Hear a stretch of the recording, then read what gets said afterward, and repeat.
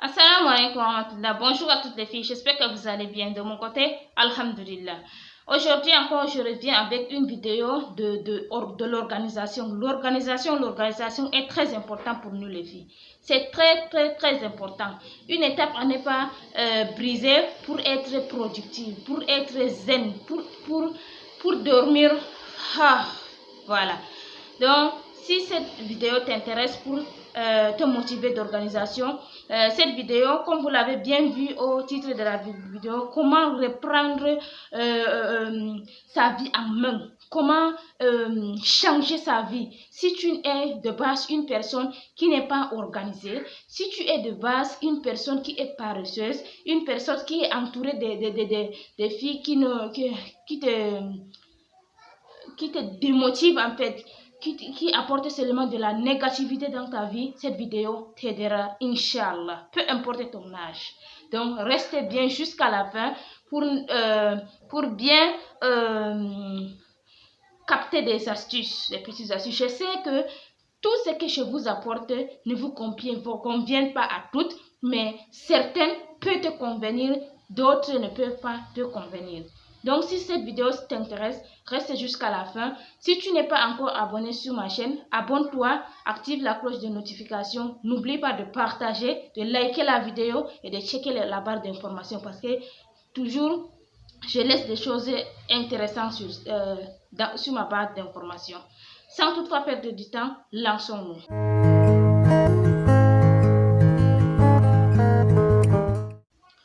La première chose que je te conseille de faire pour changer ta vie, pour être productif, pour te lever, changer la vie, ce n'est pas seulement sur le côté ménage, mais dans ta vie de l'extérieur. La première chose à faire, c'est de te séparer des amis négatifs, des personnes négatives. Comment est-ce que cela se passe? Quand je te demande de te séparer des personnes qui sont négatives, c'est des personnes qui te dénigrent, c'est des personnes qui te découragent, c'est des personnes qui t'insultent, c'est des personnes qui te rabaissent, qui te montrent que tu n'es rien, tu ne fais rien, tu restes, qu'ils t'insultent. Et non pas des personnes qui t'encouragent, qui te demandent lève-toi, fais ce que tu as à faire, ne reste pas sur ton lit seulement, fais ça. Des personnes qui t'apportent de la positivité. Donc, c'est de ces personnes-là dont tu auras besoin.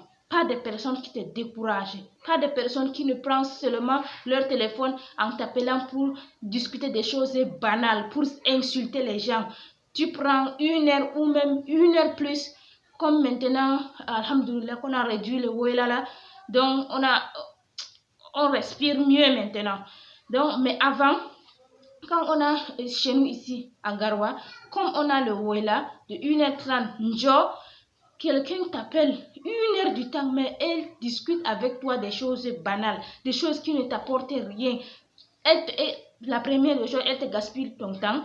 Tu aurais pu très bien réviser 4 hizbah en 1h30. Elle t'a gaspillé ton temps là d'abord. Elle ne t'apporte rien en te gaspillant ton temps. Elle devrait t'apporter des astuces ou des conseils ou des choses positives. Rien. Vous n'avez fait que d'insulter les gens. Elle ne t'apporte rien en fait. Donc, sépare-toi de ces personnes.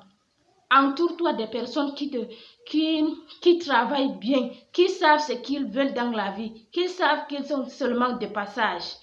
Tout ça là va finir un jour. Qui savent très bien qu'elles veulent mourir. Donc, c'est de ces personnes-là que tu dois t'entourer pour te booster d'énergie, pour fixer tes objectifs, pour te forcer à atteindre tes objectifs en fait. La deuxième astuce que je peux vous apporter, dès le matin quand vous vous réveillez, mettez du positif dans vos oreilles. Parce que tout ce qui entre dans nos oreilles a des réflexes en nous. Donc, qu'est-ce que cela veut dire? Quand tu te réveilles le matin, tu sens que tu es paresseuse, tu sens que tu vas faire la vaisselle, la lessive, nettoyer, tout ça là, et en plus, aller à l'école coranique, tu te décourages, tu te démotives, tu dis que c'est trop. Par exemple, surtout quand tu n'as pas fait ton emploi du temps la veille. tu te sens paresseuse, écoute le Coran. C'est très important les filles. Écoute le Coran ou écoute des vidéos sur YouTube des filles qui te motivent à te lever. Des filles, regarde par exemple la vidéo des gens qui font leur routine du matin. Regarde par exemple la vidéo des gens qui font leur routine du soir ou routine journalière, qui sont en train de travailler. Ça va te motiver. Moi, ça m'a aidé. Vraiment, ça m'a aidé. Vraiment, c'est pour ça que je vous le recommande les filles. Moi, ma chaîne est constituée à vous aider si vous voulez. Si vous écoutez ou vous voyez cette vidéo, ça va vous motiver. Vous êtes en train de faire en même temps que la personne. En rien de temps, tu trouves que tu as effectué toutes tes tâches qui te dérangeaient dans ta tête. Je vais te couper, désolée, c'est ma fille. Ça va vous booster beaucoup d'énergie quand vous voyez ces vidéos ou vous écoutez le Coran, vous révisez en même temps et vous faites votre ménage. Ça va vous booster d'énergie. Enlevez dans votre tête que ce travail est beaucoup, ça va prendre beaucoup de temps, ça va. Enlevez dans votre tête cette négativité. Si vous enlevez, vous allez voir, vous allez booster d'énergie. Vous allez faire beaucoup de tâches dans votre journée. Ma troisième conseil que je peux vous apporter, c'est de vous lever sur vos canapés et faites ce que vous avez à faire, les filles. Levez-vous. Ne restez pas sur vos canapés à dire que ouais, comment est-ce que, par quoi est-ce que je veux commencer. Commencez par le petit tâche.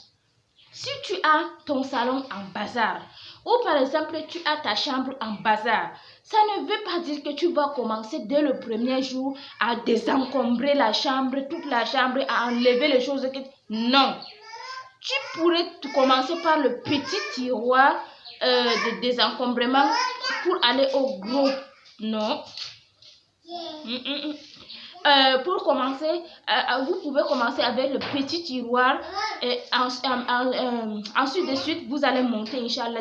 Et aujourd'hui vous allez faire le désencombrement de petits tiroirs. Quand vous avez fini de faire ça aujourd'hui, vous chronométrez par exemple 10 minutes ou 15 minutes. Si vous finissez aujourd'hui, vous allez voir que vous allez être très satisfait. Le lendemain, vous pouvez prendre une partie de votre penderie. Et sur le lendemain, vous allez procéder comme ça. Mais levez-vous dans votre canapé là. Faites ce que vous avez à faire. Ne restez pas. Quand tu veux changer ta vie en fait, tu dis que tu vas changer ta vie. Mais quand je te donne ces astuces, tu n'appliques pas. Comment est-ce que tu veux changer ta vie? Les filles qui m'inboxent sur mon WhatsApp là, qui me disent que moi j'ai beaucoup d'enfants et je ne sais pas comment m'organiser. Je te donne des astuces ma chérie. Utilisez-les. Quand tu les utilises là, ça va t'aider. Mais quand je te donne des astuces, tu ne les utilises pas. Tu dis que tu ne sais pas comment faire. C'est parce que tu ne veux pas te lever sur ton canapé là pour réaliser ce que tu dois réaliser. Quand je te dis, quand tu prends quelque chose, tu l'utilises, remets cette chose à sa place. Tu ne veux pas accepter, tu ne le fais pas. Et après, tu dis que tu ne sais pas comment t'organiser. Ma chérie, c'est parce que tu n'appliques pas ces astuces que je te donne. Quand tu les appliques, mine de rien, tu vas être organisé. Donc, levez-vous. Faites ce que vous avez à faire. Ne restez pas sans rien faire. Ma chérie, laisse ça. Donc, appliquez ces astuces. Vous allez voir, Inch'Allah, vous serez organisé. Ma quatrième conseil, c'est d'être une personne qui se lève tôt, qui se couche tôt et se lève tôt.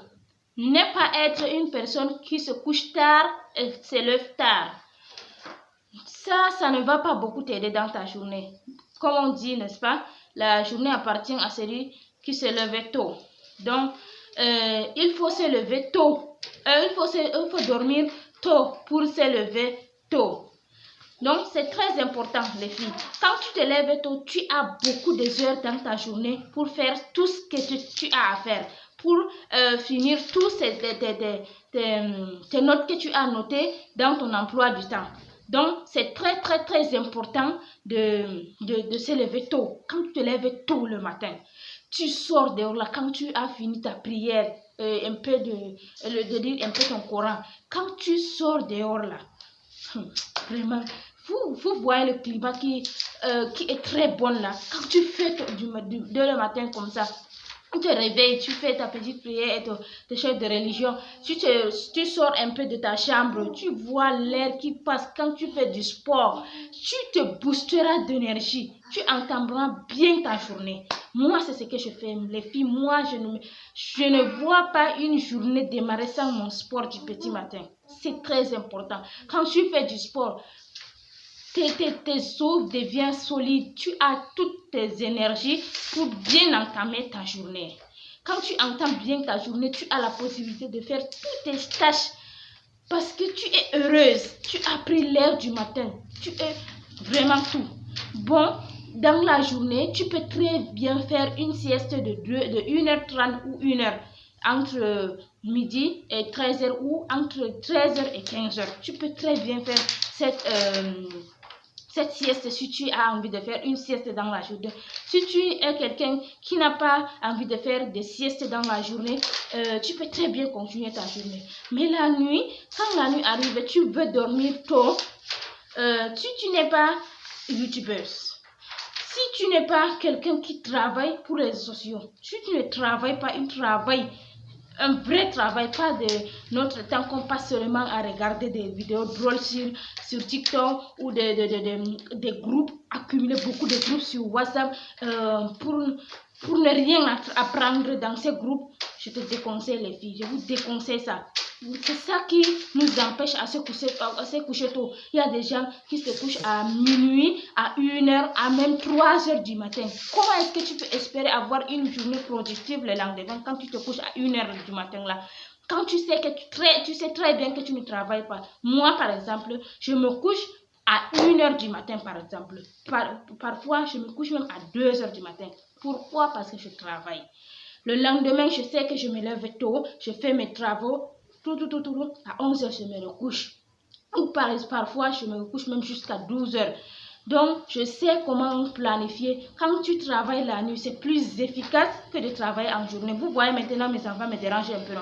Mais quand la nuit, tout le monde dort.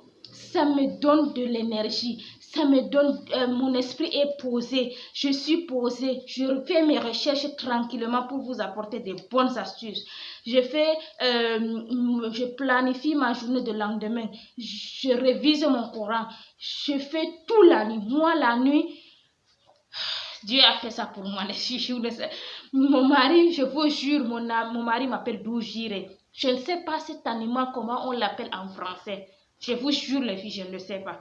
Mais si quelqu'un le sait, laissez-moi sous le commentaire ce nom de Doujire là. C'est un animal qui ne dort pas la nuit. C'est comme ça que mon mari m'appelle. Parce que moi, dormir la nuit, c'est impossible. Dormir toute la nuit, non. Je dors par exemple 4 heures par nuit ou 3 heures.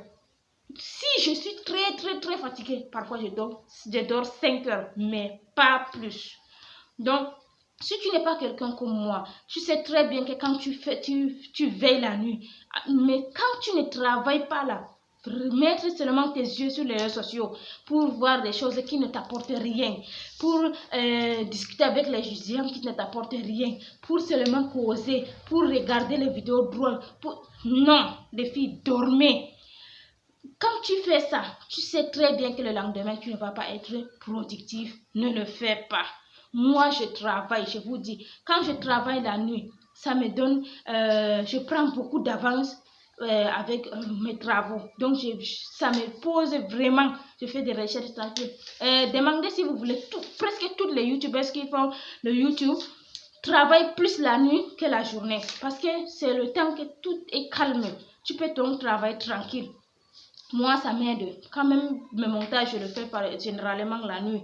Moi, ça me dérange absolument pas. Mais si tu n'es pas comme moi, tu sais que quand tu sais que tu n'as pas bien dormi la nuit, tu ne te lèveras pas tôt, dors tôt. Quand tu dors tôt, tu as la possibilité de te réveiller tôt. Voilà. Ma cinquième conseil pour changer ta vie, tu dois adopter des nouvelles routines ou des nouvelles habitudes. Comment tu peux le faire? Quand tu dis que tu veux changer ta vie, quand tu sais qu'avant, tu ne fais pas de liste, tu ne fais pas des emplois du temps, tu n'écris pas tout ce que tu dois faire le lendemain, tu ne planifies pas tes journées la veille.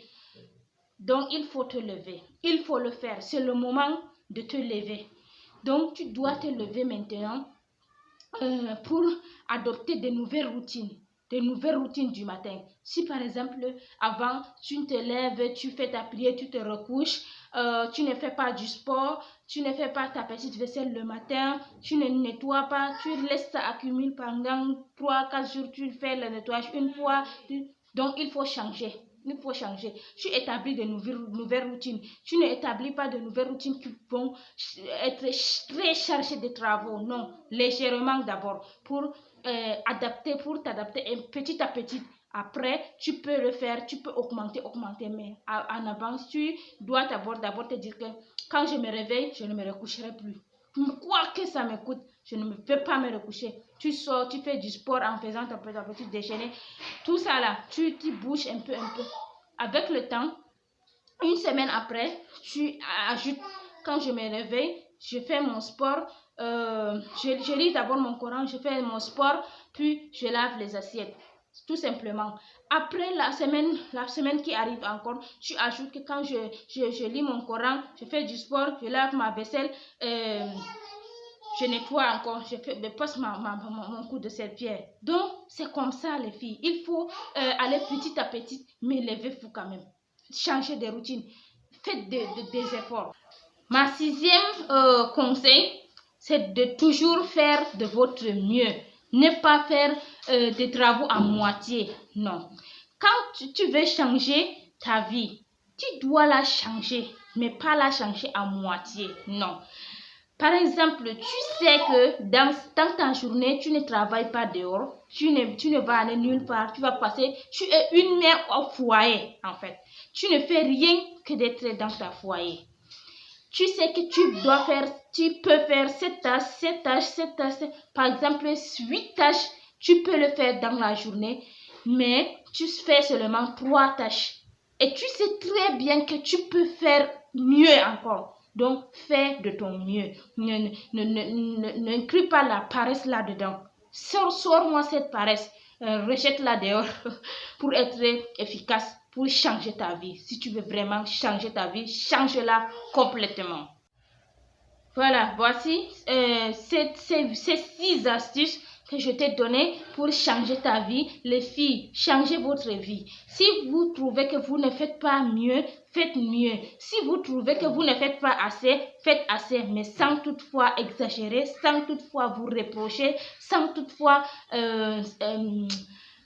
être débordé dans la tête. C'est pour ça que je vous dis toujours d'écrire ce que vous allez réaliser. Quand vous écrivez, c'est comme si vous avez enlevé cette tâche de votre épaule, vous avez mis sur votre cahier. Donc, écrivez tout ce que vous allez faire. C'est tout pour cette vidéo les filles. Je compte sur vous pour mettre les astuces en place, pour être organisé. Je vous dis à très bientôt, Inch'Allah, dans une nouvelle vidéo, Inch'Allah. Bye.